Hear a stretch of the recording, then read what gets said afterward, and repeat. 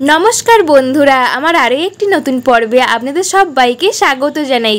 আশা করছি যে যেখান থেকে আমার ভিডিও দেখছেন সবাই ভালো আছেন, সুস্থ আছেন।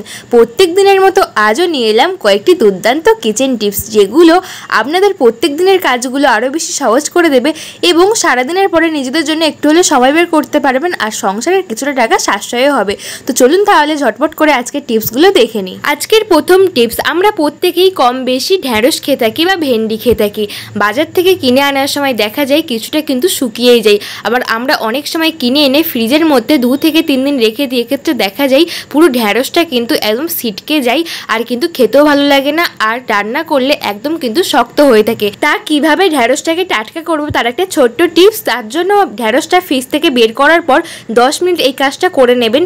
কিছুটা বরফের টুকরো ঢ্যাঁড়সের মধ্যে এইভাবে দিয়ে দেব, তারপর নিয়ে নেব 1 গ্লাস জল। কিছুটা বরফের টুকরো দিয়ে 1 গ্লাস জল দিয়ে এটাকে কিছুক্ষণ ভিজিয়ে রেখে দেবো।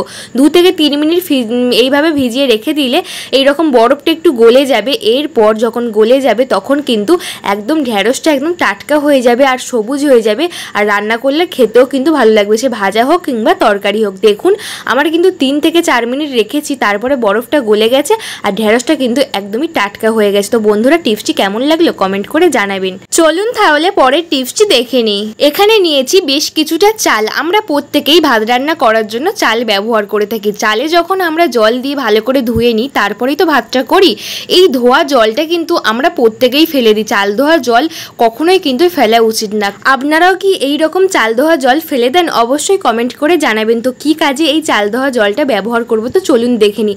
প্রথমে ধোয়া জলটা কিন্তু একটা গ্লাসের মধ্যে আমি ঢেলে নিচ্ছি। দ্বিতীয়বার ধুলেও কিন্তু এই রকম সাদাই হয়, তো আরও একবার আমি ধুয়ে কিন্তু জলটা নিয়ে নিচ্ছি। এরপর এটা আমরা কি কাজে ব্যবহার করব? আমাদের প্রত্যেকের বাড়িতে ব্যালকানিতে আমরা গাছপালা লাগিয়ে থাকি। তো গাছপালার এই রকম গ্রোথ বাড়ানোর জন্য এই চালটা কিন্তু খুবই উপকারী, কারণ এই রকম শৌখিনী গাছগুলো কিন্তু আমরা কোনো রকম সারখোল দিতে পারি না, কারণ মরে যায়। তো এই রকম শৌখিনী গাছগুলো অনেক সময় দেখা যায় একদম সরু নিকনিকে হয়ে গেছে, কোনো গ্রোথ নেই, তখন কিন্তু আমরা চাল ধোয়া জল যদি কন্টিনিউ রোজ দিতে থাকি তাহলে এর গ্রোথ কিন্তু খুব ভালো হয়, এমনকি গাছপালা কিন্তু খুব ভালো হয়। তো আশা করছি ছোটো টিপসটি খুব কাজে দেবে। টিপসটি কেমন লাগলো কমেন্ট করে জানাবেন। তো চলুন তাহলে পরবর্তী টিপসটি দেখে নিই। আমরা প্রত্যেকেই রুটি করার জন্য আটা মেখে থাকি। একটু বেশি করেই যখন আটা মেখে ফ্রিজের মধ্যে রেখে দিই তখন দেখা যায় এই আটার গায়ে একটা মরা ভাব চলে আসে, একটা লেয়ার পড়ে যায়, শক্ত হয়ে থাকে।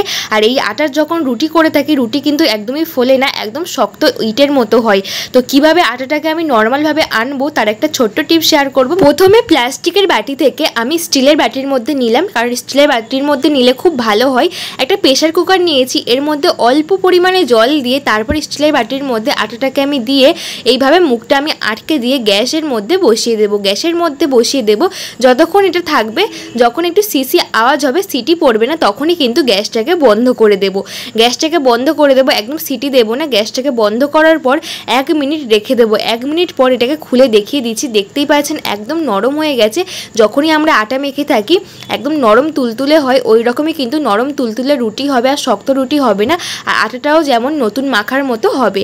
আশা করছি বন্ধুরা এই ছোট্ট টিপসটি আপনাদের খুব কাজে দেবে। টিপসটি অবশ্যই অ্যাপ্লাই করবেন, কেমন রেজাল্ট পাবে আমাকে কমেন্ট করে জানাবেন। তো চলুন পরের টিপসটি দেখে নিই। ঢ্যাঁড়স আমরা প্রত্যেকেই কম বেশি খেতে পছন্দ করি। অনেকে আছে এই ঢ্যাঁড়স কাটতে গেলে অনেক সমস্যার মধ্যে পড়ে, কারণ ঢ্যাঁড়সটা কিন্তু ল্যালল্যালে হয় আর অনেকে কাটতে কিন্তু পছন্দ করে না। আবার সকাল টাইমে আমরা প্রত্যেকে রান্না বান্না করি, তখন কিন্তু এইরকম একটা একটা করে ঢ্যাঁড়স কাটতে গেলে আর যখন ল্যালল্যালে হবে অনেকটা বিরক্তের মধ্যে পড়তে হয়। আজকে আমি সেকেন্ডের মধ্যে ঢ্যাঁড়স কেটে দেখাবো, তাও আবার এইরকম রাবার ব্যান্ড দিয়ে। এইরকম গার্ডার বা রাবার ব্যান্ড নিয়ে নেব। এই রাবার ব্যান্ড দিয়ে আজকে সেকেন্ডের মধ্যে ঢ্যাঁড়স কেটে দেখাবো।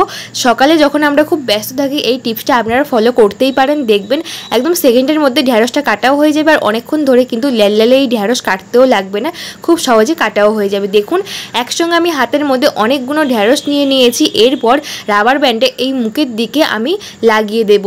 এইভাবে কিন্তু মুখের দিকে আমি রাবার ব্যান্ডটা লাগিয়ে দিচ্ছি, আর নিচের দিকটা কিন্তু একদমই ফাঁকা থাকবে। আর এইভাবে কাটলে যারা নতুন রান্না করছো কিংবা সংসার করছো তারা কিন্তু একদমই হাত কাটবে না। এই ঢ্যাঁড়স ল্যালল্যালে অনেক সময় হাতও কেটে যায় স্লিপ করে, তো ওটার ভয়ও কিন্তু থাকবে না। দেখুন এইভাবে নোকের সাহায্যে আমি একদম মাথার দিকে আমি এই গার্ডারটাকে তুলে দিয়েছি। এরপর একটা ছুরি নিয়ে পিছনটা একটু কেটে ফেলে দিচ্ছি, কারণ এটা প্রত্যেকেই ফেলে দেয়। এরপর ছুরি দিয়ে সেকেন্ডের মধ্যে কিন্তু আমার কাটা হয়ে যাবে, কোনো রকম হাত কাটা ছাড়াই, কারণ হাতটা কিন্তু একদম উপরে আছে আর সবগুলো ঢ্যাঁড়স কিন্তু একদম এক মুঠোর মধ্যেই আছে। এইভাবে আপনারা সেকেন্ডের মধ্যে ঢ্যাঁড়স কেটে নিতে পারবেন। তো বন্ধুরা আজকের টিপসগুলো কেমন লাগলো কমেন্ট করে জানাবেন। আর আমার একটা ছোট্ট রিকোয়েস্ট, আজকের আমার এই ভিডিওকে কোথা থেকে দেখছেন আমাকে কমেন্ট করে জানাবেন, তাহলে আমারও ভালো লাগবে যে আমার ভিডিও কত দূর যাচ্ছে। দেখুন কথা বলতে বলতে আমার ঢ্যাঁড়সটা কাটাও হয়ে গেছে। এই মাথাগুলো কিন্তু ফেলে দেবো। এরপর দেখতেই পাচ্ছেন যতটা পারবেন একদম, অনেকে পাতলা করে কাটতে চাই সেই রকমও কিন্তু পাতলা করে কাটতে পারবেন, এইরকম ভাজার মতো। দেখতেই পাচ্ছেন কত সহজে আমি ঢ্যাঁড়সটা কেটে ফেললাম। তো বন্ধুরা আমার চ্যানেলে নতুন কোনো বন্ধু হলে অবশ্যই আমার চ্যানেলটাকে সাবস্ক্রাইব করে পাশে থাকা বেল বাটনটা প্রেস করে দেবেন, যাতে সমস্ত ভিডিও নোটিফিকেশন সবার আগে আপনাদের কাছে পৌঁছয়। আজকের ভিডিওটি ভালো লাগলে লাইক কমেন্ট শেয়ার করে আমার পাশে থাকবেন, আর বন্ধু বান্ধব সকলের কাছে প্রচুর পরিমাণে শেয়ার করে দেবেন, যাতে সবার খুব কাজে আসে এই টিপসটি। টাটা সবাইকে।